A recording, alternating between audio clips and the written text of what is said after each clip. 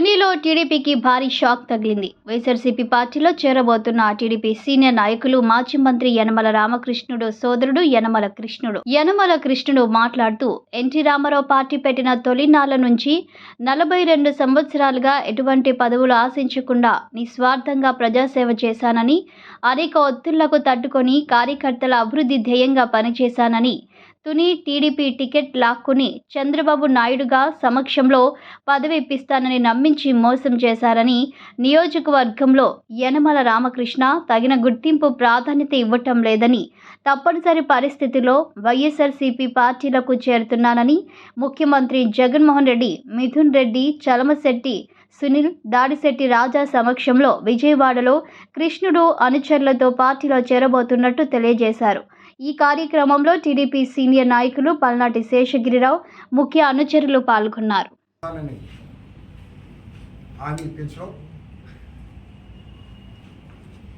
తర్వాత మమ్మల్ని దూరం పెట్టాలనే దురుద్దేశంతో వాళ్ళ యొక్క ప్రయత్నం కొనసాగడం, రాజకీయాల్లో ఎప్పుడు కూడా 42 సంవత్సరాలు సర్వీస్ చేసినప్పటికీ తాలూకా పదవులతో తృప్తి చెందాం తప్ప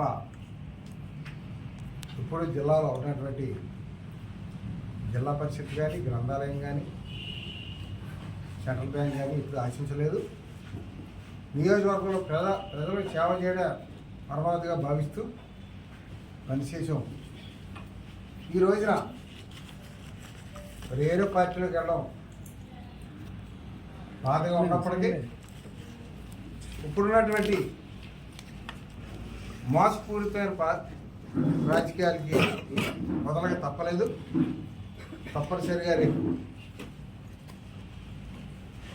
రాష్ట్ర వైఎస్ఆర్ పార్టీ అధ్యక్షుడు జగన్మోహన్ రెడ్డి గారు అధ్యక్షతన మరి దాడిశెట్టి రాజా గారు, మంత్రి గారు, సునీల్ గారు, అదేవిధంగా జిల్లా ఇన్ఛార్జి మిథున్ రెడ్డి గారు, వాళ్ళందరి యొక్క సమక్షంలో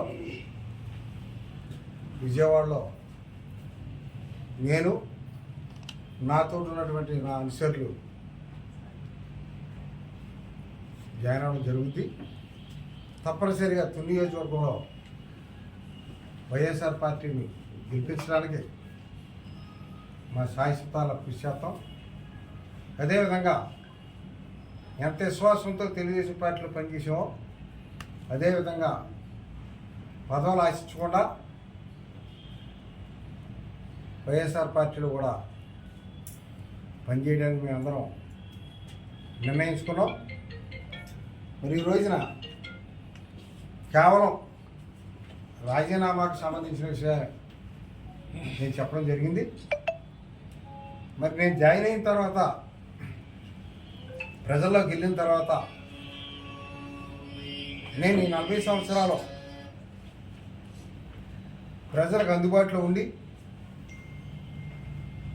ప్రజలకు ఏం చేశాననేది ప్రజల సమక్షంలో చెప్పడం, తద్వారా మీ సహకారం ద్వారా ఛానల్లో రావడం కూడా జరుగుతుంది.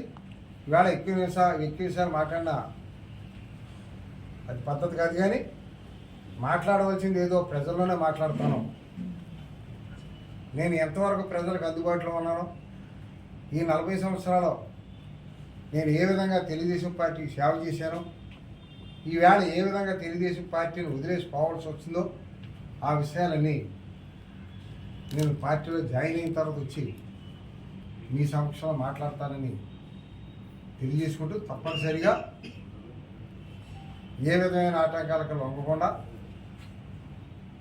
వైఎస్ఆర్ పార్టీలో జాయిన్ అయ్యి నా పాత అనుభవంతో వైఎస్ఆర్ పార్టీ విజయం చేకూర్చడానికి నేను శాశ్వతారా, నా అనుచరులు, నేను కూడా నియోజకవర్గంలో అనేక మంది నా అభిమానులు ఉన్నారు. ఇంకా వాళ్ళందరినీ కూడా నాతో ప్రయాణం చేసే విధంగా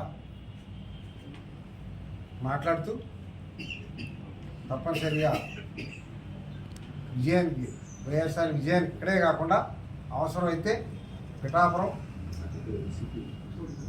పత్తిపాడు, రాకిరేపేట పార్టీ అధ్యక్షుల